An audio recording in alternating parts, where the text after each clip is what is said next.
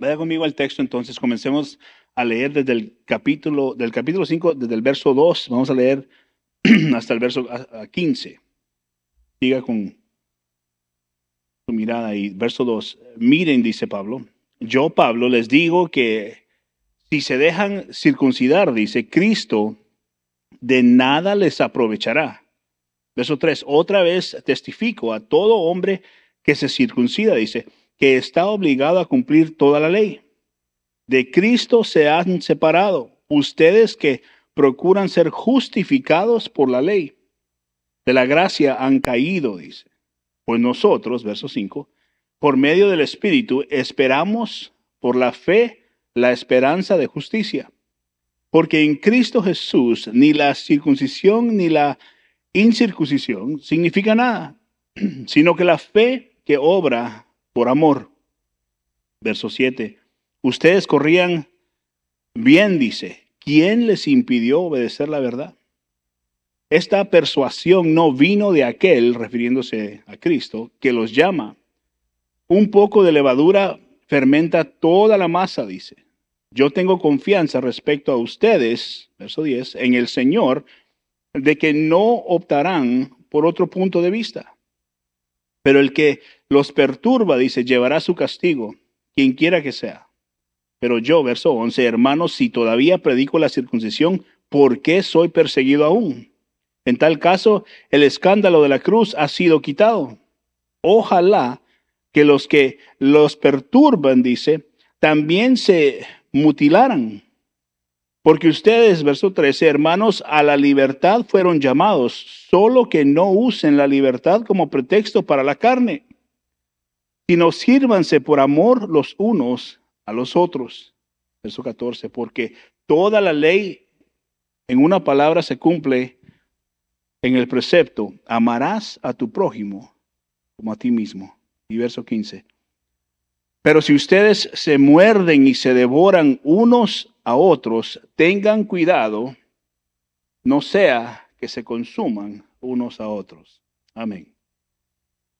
Vamos a examinar esta noche los versos que hemos leído poco a poco. Y refiriéndonos al verso 2 al 4, y le vamos a dar un subtítulo a esto, podemos llamarlo, Cristo no les aprovechará de nada. Y eso es lo que les está hablando. Mire esos versos rápidamente. Miren, yo Pablo les digo que si se dejan circuncidar, Cristo nada les aprovechará, dice. Y lo que hay aquí es una advertencia solemne del apóstol Pablo a ellos. Si hacen esto, Cristo, su gracia, lo que Él ha hecho, no sirve de nada para ustedes entonces. Porque están regresando de donde Cristo ya los ha sacado, está diciendo. Pablo no está hablando con indiferencia, sino que está hablando con urgencia, no creyéndose mejor que ellos, sino hay una urgencia de que están siendo confundidos. Les está hablando como quien ve a alguien al borde del precipicio, ¿no? Dice, hey, no hagas eso. Si ustedes se dejan circuncidar, le dice Cristo, no les va a servir de nada. ¿Qué es lo que había sucedido? Les estaban engañando, les estaban diciendo que para ser salvos tenían que hacer rituales basados en la ley, que Pablo claramente les había ya explicado que ya no tenían que hacer. Piensen en esto, piénsalo de una manera de aplicación por lo menos. ¿Cuántas personas hoy, si lo adelantamos para nuestro día, cuántas personas hoy en día en realidad confían verdaderamente en Cristo o en sus obras? Porque normalmente, si usted anda en nuestra propia mente bien con el Señor, sentimos que pues todo nuestra relación con Dios está bien, porque empezamos a basar esa relación o ese sentir de una buena relación con Cristo en cómo nosotros estamos actuando, básicamente en nuestras obras. Y nuestra justificación, la justicia que hemos recibido, no tiene nada que ver con nuestras obras. Por supuesto que nuestras obras reflejan que hemos entendido lo que Cristo ha hecho en nosotros, pero no podemos encontrar nuestra satisfacción en lo que estamos haciendo,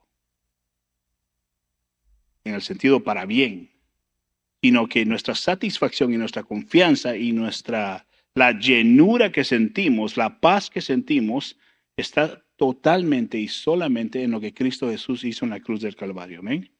Y eso es muy importante. Piensen esto también. ¿Cuántos creen que son salvos por Cristo y por el bautismo? Hay gente que usa ese sacramento del bautismo como algo que afirma esa salvación, que esa salvación es, que el bautismo es parte, sirve para que esa persona sea salvo. Y no es así. O por su fidelidad a la iglesia, o por su moralidad. Y la realidad es que si ponemos nuestro esfuerzo y nuestra confianza en lo que hacemos, Pablo está diciendo lo mismo. Cristo no le sirve de nada entonces. Porque de ahí nos ha sacado, de la ley, que era lo que estaba sucediendo en el Antiguo Testamento, ¿no? Y Pablo dice, ya no estamos bajo esa ley. Pablo dice, básicamente eso es apostasía. Si confías en algo, piensen esto, fuera de Cristo para la salvación, entonces hay un problema. Están, entonces le está diciendo Pablo, caídos de la gracia. Verso 4, ¿no? Miren lo que dice el verso 4. De Cristo se han separado ustedes que procuran ser justificados por la ley. De la gracia han caído, dice. De la gracia han caído. ¿Por qué? Porque su confianza está en los sacramentos que ustedes están haciendo. Y suele suceder hoy en día también. Nuestra confianza no puede estar en lo que hacemos. Tiene que estar en lo que Cristo ya hizo. Ya hemos hablado de esto. Es un acto legal, nuestra justificación. Hemos sido sellados por el Espíritu Santo.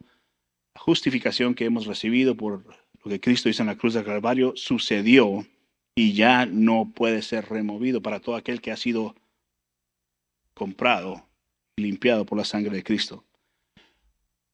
Entiéndalo de esta manera, la fe no se mezcla, ¿ok? La fe no se mezcla con el mérito humano. O sea, mi fe no depende del mérito o las cosas buenas que yo hago para ganarme la eternidad con Cristo, ¿no? Sino que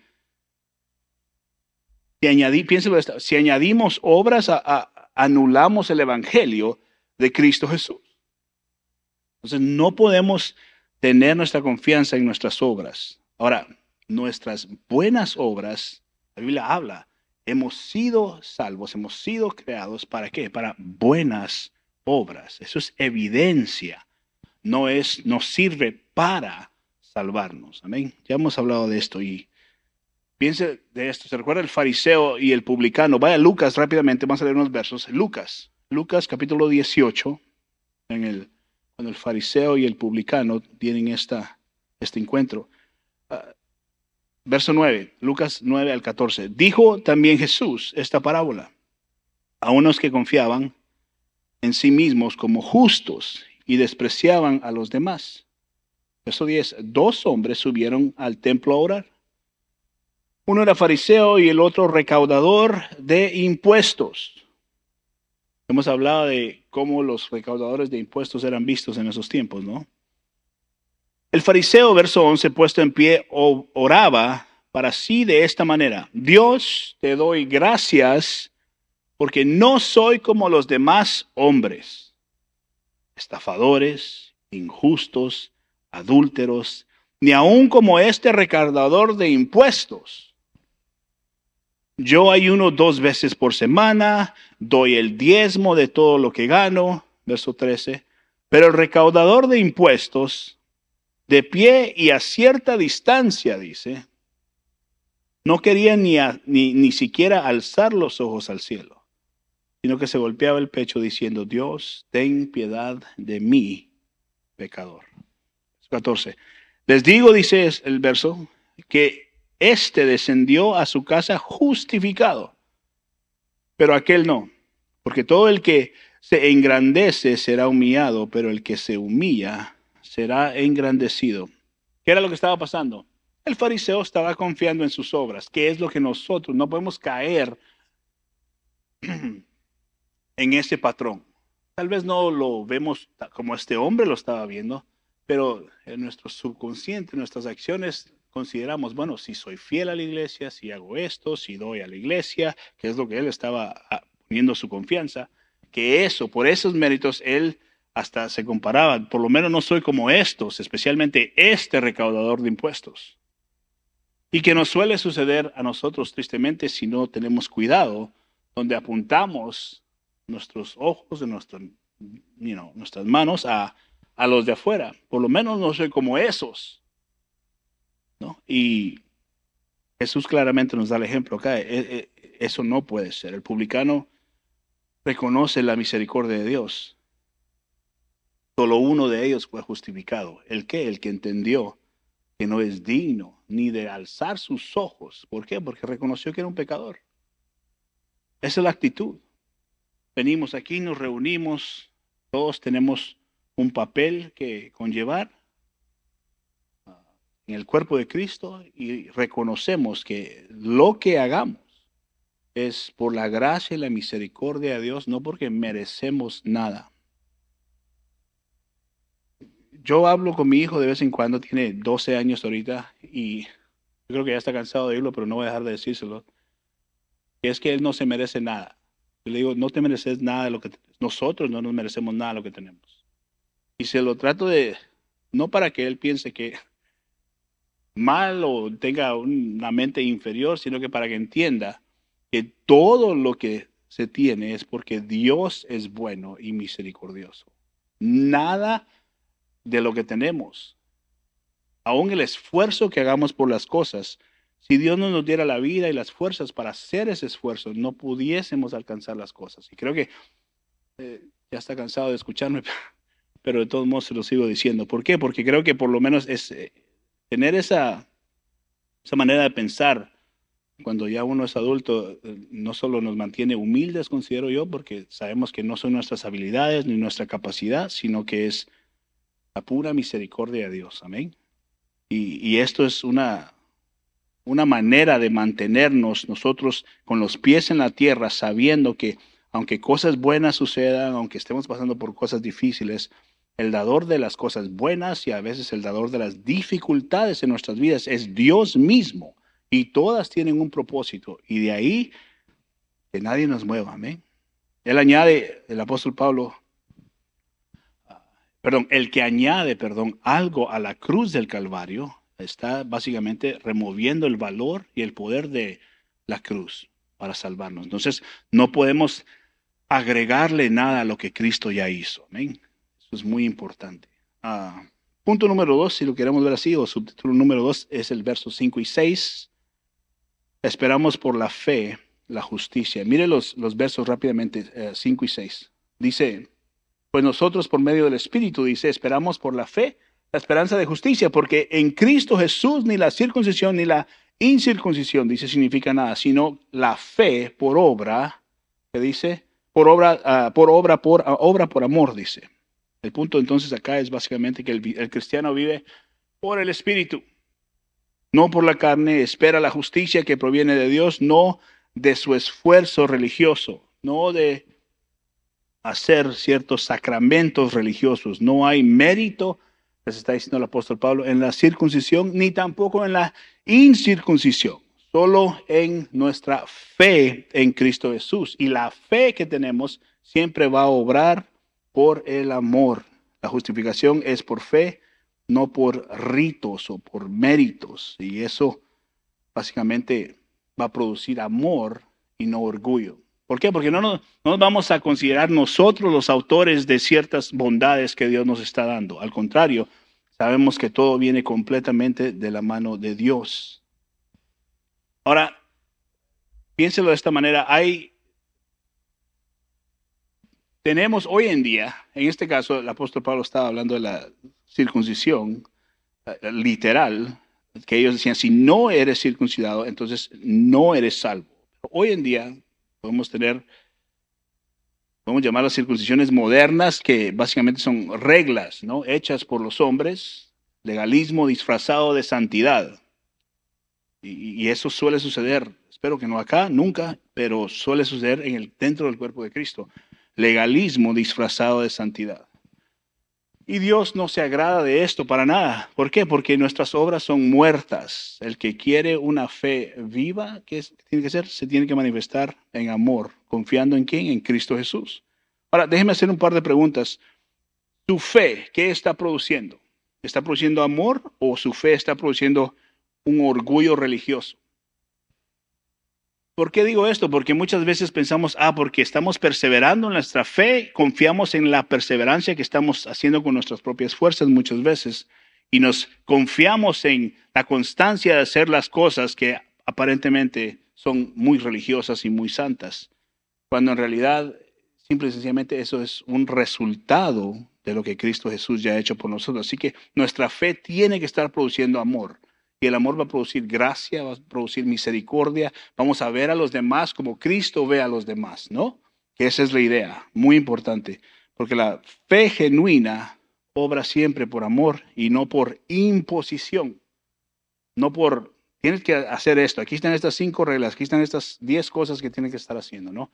Y lo vemos tristemente dentro de la Iglesia Católica mucho, ¿no? Donde todavía se cree mucho ese tipo de religión, donde haz esto tantas veces, ora esto tantas veces, sigue estas reglas tantas veces, y entonces serás perdonado de tu pecado. Entonces, eso no hay un fundamento bíblico verdadero detrás de eso. Entonces, el apóstol Pablo está diciendo aquí, no podemos vivir nuestra fe de esa manera. ¿Qué es lo que estaba sucediendo con ellos? Estaban regresando de donde Dios ya los había sacado.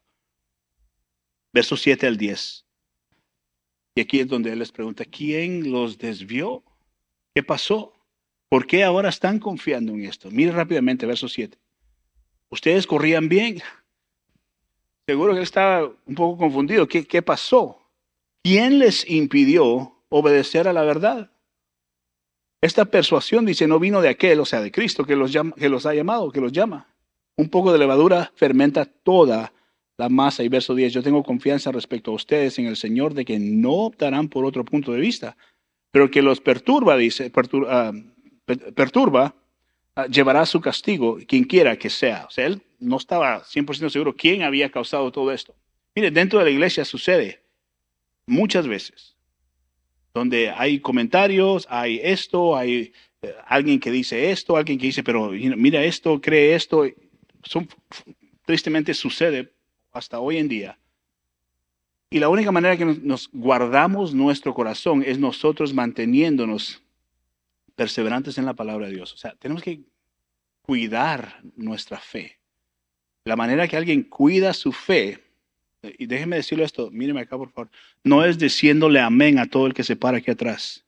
Por favor, escuche eso. No es diciéndole amén al que se para aquí atrás. Es reconociendo que todos tenemos un papel y este es parte del papel que, vamos a dar a mí de ejemplo de que Dios me dio a mí, pero usted tiene su responsabilidad de escudriñar lo que escucha, es decir, ¿es esto en realidad lo que Cristo ha dicho, lo que está enseñando? Esa es la responsabilidad del oyente. Y le digo esto, tristemente, como casi nadie lo hace, a todo es amén, gloria a Dios, sí, aleluya. ¿Y qué pasa? Cualquiera se puede parar a decir tonterías y lo creen. Y lo creen. Entonces, el responsable de eso es cada individuo. Cada individuo tiene que guardar su fe. El apóstol Pablo pregunta aquí, ¿quién les impidió obedecer la verdad? Ya se les ha predicado, está enfrente de ustedes, lo han escuchado, pero ¿por qué? ¿Por qué están confundidos? Estaban corriendo bien, pero alguien vino y ¿qué hizo? Introdujo una falsa enseñanza. Y él dice, un poco de levadura arruina toda la masa. Ahora, él habla de, básicamente está advirtiendo a la iglesia. Y lo voy a decir yo de esta manera aquí para ustedes esta noche. No toleren ni un poco, ni una pizca, puede decirlo, ¿no? De falsa doctrina. Seamos como los de Berea, que escudriñamos lo que escuchamos. Muy importante, tenga cuidado, ya lo hablé un par de semanas atrás, no sé si fue el domingo o uno de los miércoles, de quién usted está escuchando, de quién usted está leyendo en libros que compra. Tenga mucho cuidado de dónde se está alimentando. Y el éxito no tiene que ver nada con que esa persona sea próspera, sea bendecida, sea millonaria, que tenga miles de personas en su iglesia. O sea, el éxito, Cristo no ve eso como éxito. Muy importante. No toleren pero ni una sola pizca de falsa doctrina, sino que escudriñen la palabra de Dios. No contemplen con el legalismo. No escuchen prédicas que les enseñan a confiar en ustedes mismos. La respuesta está dentro de ti. No, el problema está dentro de mí. Y tristemente eso es a donde tiene llenas las iglesias, porque le dicen, hay un campeón dentro de ti. ¿Estás seguro? Porque la sigo regando la misma cosa por los últimos 10 años. ¿Qué pasa? Pero sigo oyendo que soy campeón. No estoy diciendo de ninguna iglesia en específico. Lo que estoy diciendo es que tenemos que tener cuidado nosotros en nuestra fe de no dejarnos engañar o endulzar los oídos, ¿no? Con lo que muchas veces, tristemente, muchos quieren estar escuchando. ¿Por qué? Porque un falso maestro destruye toda una congregación y especialmente individuos. Muchos escuchan predicadores que los halagan, que les dicen pueden tener a Cristo y al mundo. Tristemente eso es herejía completamente. No podemos tener a Cristo y al mundo. Estamos en el mundo, pero no somos del mundo. La santidad, escuche esto por favor, es fruto del Espíritu, no del legalismo, no del libertinaje. Recuerde esto, piénselo de esta manera. Véalo como una ecuación de matemáticas, ¿no? Cristo más nada igual todo. ¿Okay? Cristo más algo igual nada. Véalo de esa manera. Cristo más nada igual todo. Cristo más algo igual nada. Eso, si se recuerda de eso, eso lo va a ayudar mucho. Número 4, verso 13 al 15. Libertad para amar, pero no para pecar. Hemos sido llamados a ¿qué? A la libertad. No vivimos bajo legalismo, no vivimos bajo la mano de hierro, ¿no? De que la ley ponía sobre la gente, que era imposible que llevaran, que por eso Cristo tuvo que venir, Él vino a cumplir la ley por completo. Ahora la ley, por supuesto, sigue siendo de bendición para nosotros porque nos dice, nos makes us aware, nos hace ver nuestro pecado. Pero el llamado es a la libertad, no al libertinaje, eso es otra cosa, ¿vio? Es el llamado para amar, es el llamado para servir, es el llamado para perseverar a vivir en la santidad. Pablo dice, sírvanse por amor los unos a los otros, verso 13.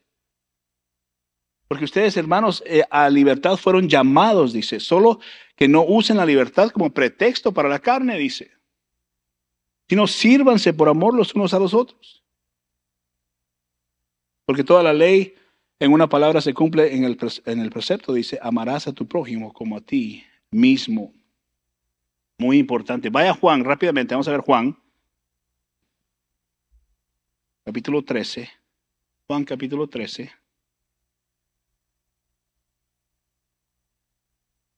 Verso 12 al 17. Verso 12, mire lo que dice.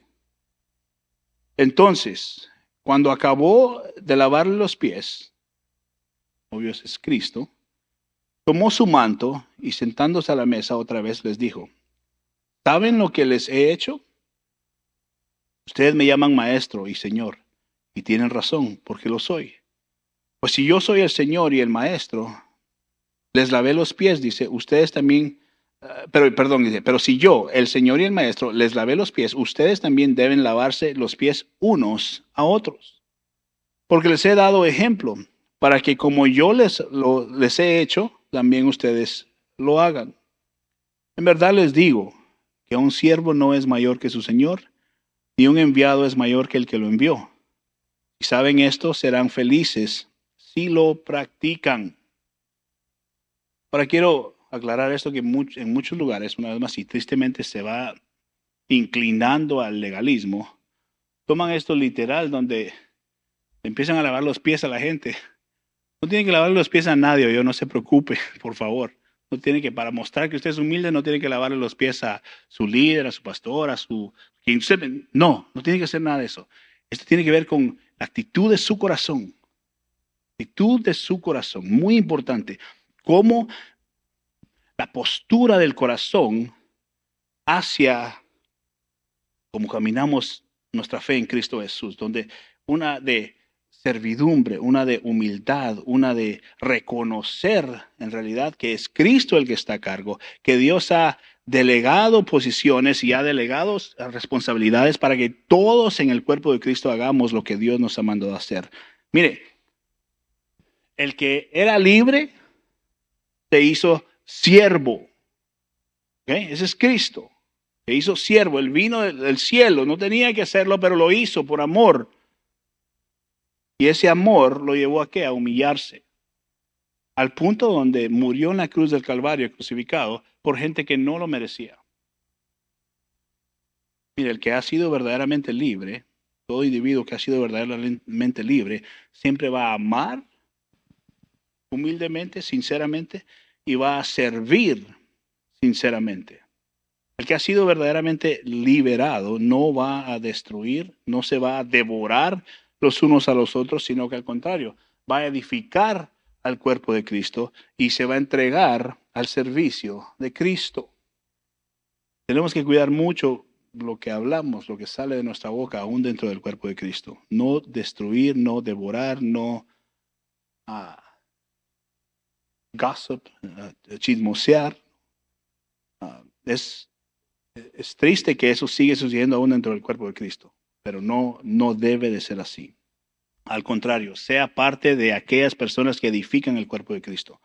Ahora, ¿cómo vemos o dónde vemos la libertad verdadera? Y la libertad cristiana verdadera no es yo hago lo que se me dé la gana. Eso no es libertad verdadera. Libertad verdadera es ser libre del pecado para hacer lo que Dios nos ha mandado hacer. Esa es la libertad verdadera. No es, Dios me ama tal y como soy, así que yo puedo hacer lo que quiera. ¿Por qué? Porque Él me ha amado y me perdona, y Él es misericordioso. Esa actitud es una que no entiende en realidad lo que Dios nos ha dejado hacer. Al contrario, el ser libre es para ser libres del pecado y hacer lo que Dios nos ha mandado hacer. Es, díselo de esta manera, poder para amar como Cristo ama. La libertad que Dios nos ha dado es poder para amar a los demás, imperfectos. No estoy seguro del verso, estoy seguro es bíblico. Tolérense los unos a los otros, dice el apóstol Pablo. Esa palabra tolérense, o sea, aguántense los unos a los otros. Es lo que está diciendo. Y piénselo, hay personas que se ofenden y corren y se van y andan buscando donde nunca los vayan a ofender, pero tristemente los van a ofender en algún lado. Va a suceder. Y la Biblia dice, tolérense a los cristianos, tolérense. Put up with one another, dice en inglés. Y eso es tremendo. Piensen en eso. O sea, tolerar a alguien que tal vez usted no ve como alguien que usted toleraría para nada. Eso es de verdad tener el amor de Cristo. Poder tolerar a alguien. Y es poder para amar como Cristo ama. Con humildad, con entrega, con sacrificio. En el verso 15 el apóstol Pablo da una advertencia final. En el verso 15. Dice el verso, mira lo que dice el verso. Pero si ustedes se muerden y se devoran unos a otros, dice, tengan cuidado, no sea que se consuman unos a otros. Se muerden y se devoran unos a otros, básicamente bajo el legalismo, bajo la crítica, bajo el orgullo espiritual, creyéndose más que los demás. Pablo dice, se van a consumir. Se van a consumir. ¿Por qué hay tantas divisiones en las iglesias? ¿No? ¿Escuchó usted eso? Divisiones en la iglesia. Porque este quiere ser el pastor y este quiere ser el pastor y este quiere ser el líder y gente quiere decirle qué hacer al pastor y hay de todo. Entonces dice, ¿sabe qué? Nos vamos de aquí. Y eso es muy común. Y Pablo dice, ¿qué está pasando? No se devoren los unos a los otros, está diciendo. No se devoren. No permitan ser consumidos por su propio orgullo.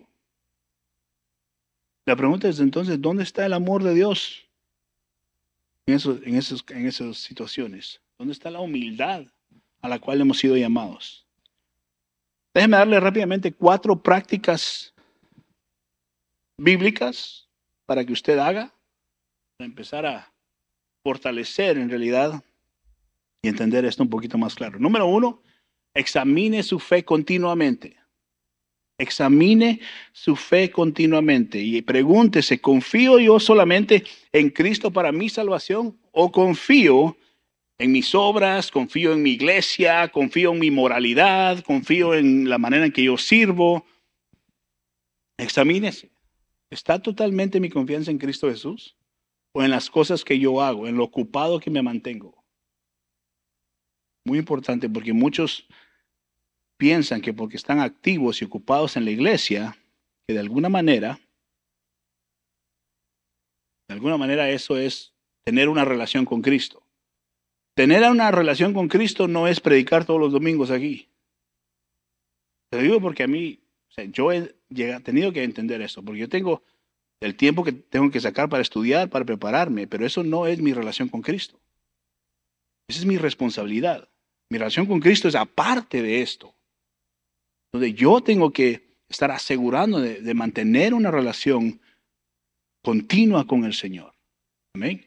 Y eso es para todos nosotros. Y muchas veces sucede que, porque estoy sirviendo en la iglesia, porque soy parte de esto, porque estoy activo todo el tiempo, esa es mi relación con Cristo. No necesariamente. Mi relación con Cristo es cuando usted está a solas con el Señor. ¿Cuánto tiempo muchas veces desperdiciamos cuando pudiéramos tener 30, 40, 1 hora de intimidad con el Señor? Tiempo en las Escrituras. Ser intencionales. Y eso viene de un deseo genuino de conocer más al Creador de los cielos y la tierra. Muy importante. Entonces, examinemos nuestra fe. Esa es la primera. Segunda, rechacemos obviamente el legalismo. No permitiendo que lleguemos a estar sometiéndonos a reglas humanas. Y eso tiene que ver con que usted examine lo que está escuchando semana tras semana en prédicas o enseñanzas o en el radio o en la tele, lo que usted haga. Tenga cuidado de caer en ese legalismo que lo aleje de la gracia de Dios. Y eso es un trabajo continuo. Porque la idea es que usted siga creciendo en el conocimiento de Cristo Jesús. ¿Cuál es el cargo más importante de los cristianos? El cargo más importante de los cristianos es conocer a Dios. Porque si conocemos a Dios, más y más, todo lo demás empieza a alinearse en nuestra vida. El llamado a ir y a ser discípulos en mi nombre, ir y predicar el evangelio. Entre más yo conozco a Dios, más ese deseo va a crecer en mí. Y las oportunidades van a ser mucho más fáciles de identificar para yo hacer esos mandatos que Cristo nos ha dejado. Pero si no conozco a Dios, pero ando dejando tratados, ¿qué estoy haciendo? Nada, obras. Lo más fundamental para el cristiano es conocer a Dios, el Dios de la Biblia. Déjeme agregar esto a esa parte. No conocemos a Dios. Voy a decir esto con cuidado. No conocemos a Dios solamente, o tristemente para muchos dicen conocer a Dios solo a través de esto, por experiencias. Sino conocemos a Dios por lo que Él nos ha dicho de quién Él es. Y muchas veces, muchos basan su conocimiento en Dios en lo que han experimentado. Y entonces continúan buscando esas experiencias. Tengamos cuidado con eso, porque la vida cristiana no se trata de experiencias. Dios es bueno, Dios es misericordioso y vemos su mano poderosa en muchas áreas de nuestra vida obrando. Y gracias a Dios por eso.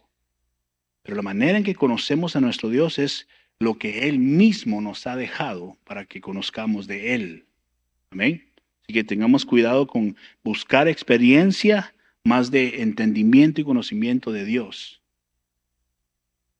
Porque la palabra de Dios es divina, es el Espíritu, inspirada por el Espíritu Santo, es Dios hablándonos. Y eso nos vivifica, nos anima, nos alienta. Amén. Número 3, viva por el Espíritu. Viva por el Espíritu. Busque producir el fruto del Espíritu, no las obras de la carne. Ahora usted dirá, bueno, ¿qué es el fruto del Espíritu? Gracias por preguntar. Busque vivir por el Espíritu, es vivir de la manera que Dios nos ha dejado vivir. ¿Y cómo? A través de la obediencia. Las decisiones que tomamos en nuestra vida se alinean continuamente a lo que Dios pide de nosotros.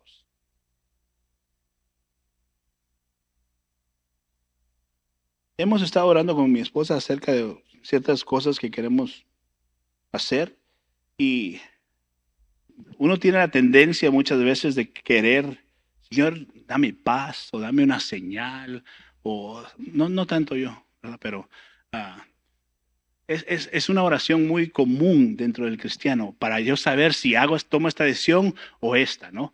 Y una de las cosas que he aprendido en los últimos 5 años es lo siguiente, es que si mi vida está perseverando en la obediencia y el alinearme lo más que yo pueda a una vida bíblica, toda decisión que yo tome entra bajo la soberana voluntad de Dios, porque mi meta no es, Señor, háblame, dame una idea, que se me aparezca algo que me diga, o cuando yo abra la Biblia que me diga esto, o cuando yo mire un letrero que diga esto. No, es si mis decisiones están cimentadas en vivir de tal manera, en lo pequeño y en lo grande, toda decisión que tomemos, sabiamente por supuesto, en oración, buscando consejería, para tomar las decisiones, entonces sabemos que cualquier decisión que tomemos, sea para la derecha, sea para la izquierda, usted está bajo la voluntad de Dios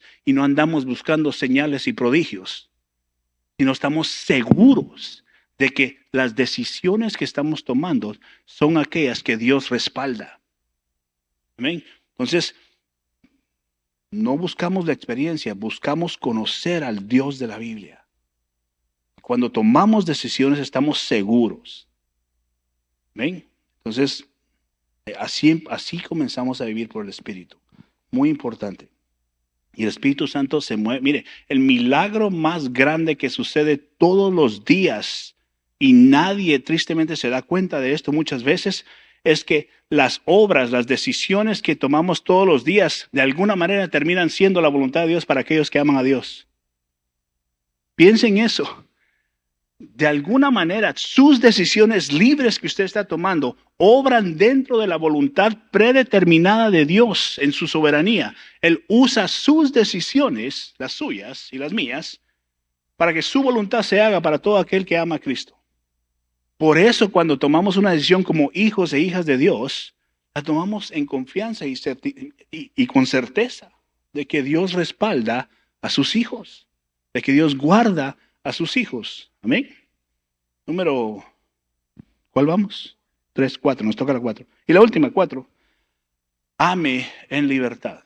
Ame en libertad. Use su libertad, entonces no para pecar, sino para servir en amor al cuerpo de Cristo.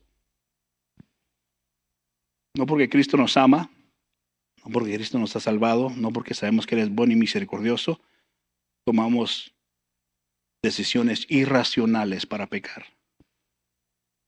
Al contrario, si reconocemos qué tan bueno Él es, vamos a perseverar a vivir de tal manera que lo honre a Él. Amén. Muy importante. No usamos nuestra libertad para abusar, ni licencia para pecar, sino para dar gracias y servir con amor y misericordia a los demás. Amén.